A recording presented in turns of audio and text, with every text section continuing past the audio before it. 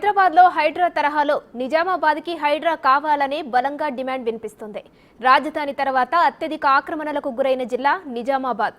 సిటీలోని రామ్మూర్తి చెరువు, బొడ్డెమ్మ చెరువు, నిజాం సాగర్ కెనాల్, నీటి కుంటలు, డ్రైనేజీలు, అంతర్గత రోడ్లు సైతం కబ్జా అయ్యాయి.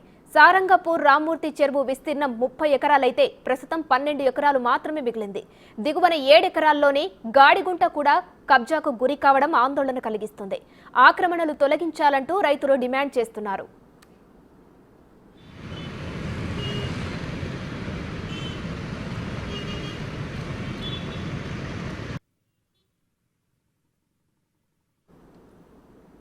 నిజామాబాద్ జిల్లాలో చెరువుల ఆక్రమణల్ని తొలగించేందుకు ముఖ్యమంత్రి రేవంత్ రెడ్డి గట్టి నిర్ణయం తీసుకోవాలని రైతులు కోరుతున్నారు. ఆ డీటెయిల్స్ మా ప్రతినిధి రాజేష్ అందిస్తారు.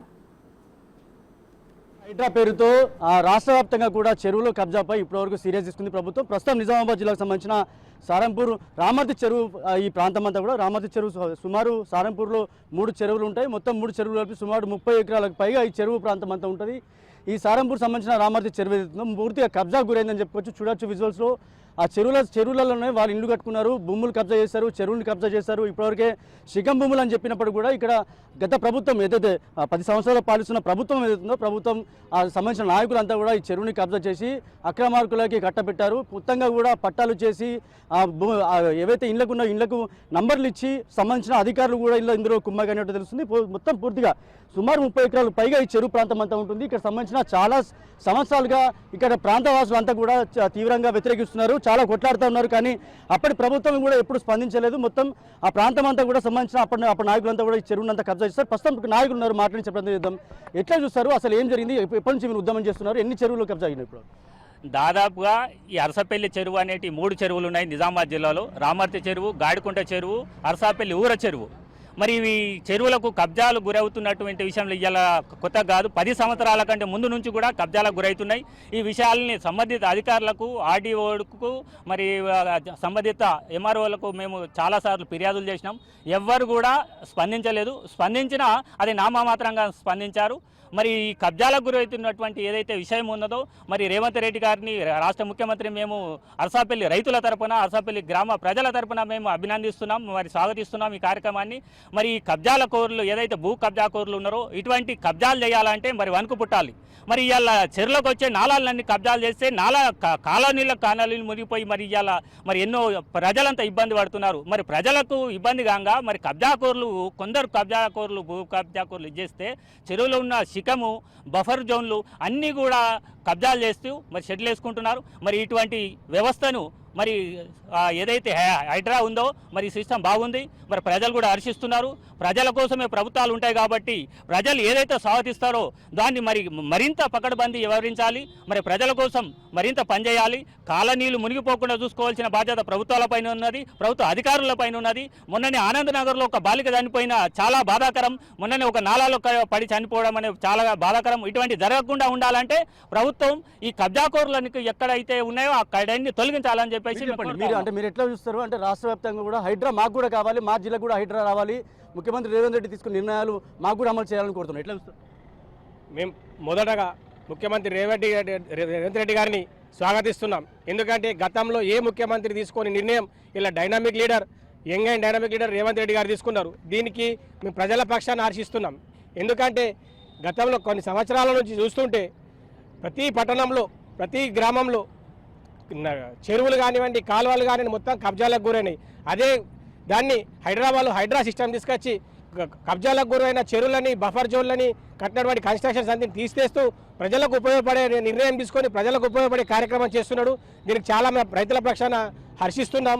మేము ముఖ్యమంత్రి గారిని కోరే ఏంటంటే ఈ హైడ్రా సిస్టాన్ని రాష్ట్రంలో ఉన్న అన్ని జిల్లాలకు వర్తింపజేయాలని మేము చూస్తున్నాం. ఎందుకంటే ముఖ్యంగా మా నిజామాబాద్ పట్టణంలో చాలా చెరువులు ఉన్నాయి. ఆ చెరువులలో కూడా మొత్తం కబ్జాలకు గురైనాయి.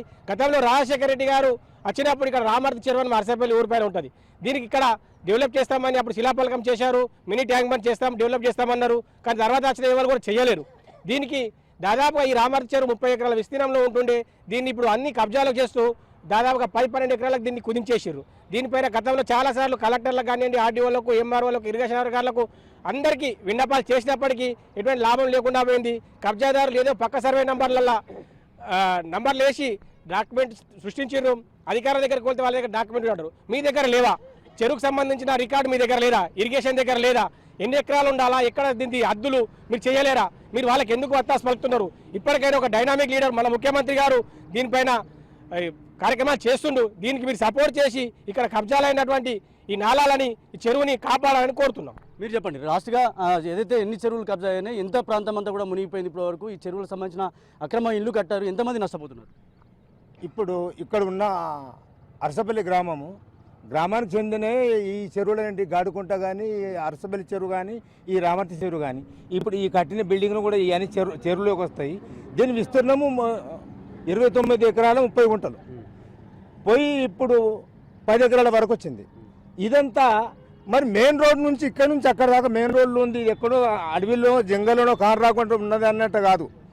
మరి వీళ్ళు అధికారులు చూడనట్టు, పట్టించుకోనట్టు మేము ఎంఆర్ఓ దగ్గరికి, కలెక్టర్ దగ్గరికి, ఆర్డీఓ దగ్గరికి మేము పోయి తిరిగి అయ్యమ్మి చెరువులను కాపాడు అని చెప్పేసి మేము వాళ్ళని రిక్వెస్ట్ చేస్తుడు. అరే మాదే, అది మీరెందుకు చేస్తున్నారు? మీరు కాపాడమని చెప్తున్నాము. దానికి సంబంధిత అధికారులు కదా, ఇరిగేషన్ కానీ, రెవెన్యూ కానీ, మీకు సంబంధించి మీరు కాపాడు.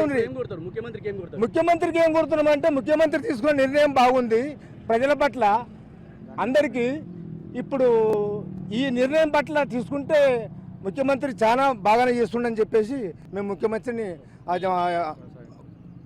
ఇట్లనే ఇది కొనసాగించాలని చెప్పేసి రాష్ట్ర వ్యాప్తంగా ఈ యొక్క తీసుకునే నిర్ణయం రాష్ట్ర వ్యాప్తంగా కూడా తీసుకుపోవాలని చెప్పేసి మేము టోటల్గా వరదగా చెప్తుంది ఏంటంటే, ఏదైతే సారంపూర్ సంబంధించిన ఏదైతే చెరువు ప్రాంతం ఉందో సుమారు 30 ఎకరాల చెరువు లాస్ట్కి చివరిగా మిగిలింది ఏంటంటే 10 ఎకరాల చెరువు మిగిలిందని చెప్తున్నారు. సుమారు 20 ఎకరాల చెరువు అంతా కూడా కబ్జా అయింది. హైడ్రా పేరుతో రాష్ట్ర వ్యాప్తంగా జరుగుతున్న ఏదైతే సంచలన నిర్ణయాలు ఏవైతున్నాయో హైడ్రా కూడా నిజామాబాద్ జిల్లాకు రావాలి. ఈ చెరువు అంతా ప్రాంతం కూడా ఎవరైతే అక్రమంగా కట్టారో వాళ్ళంటిని కూడా కూల్చి చెరువుని కాపాడాలి.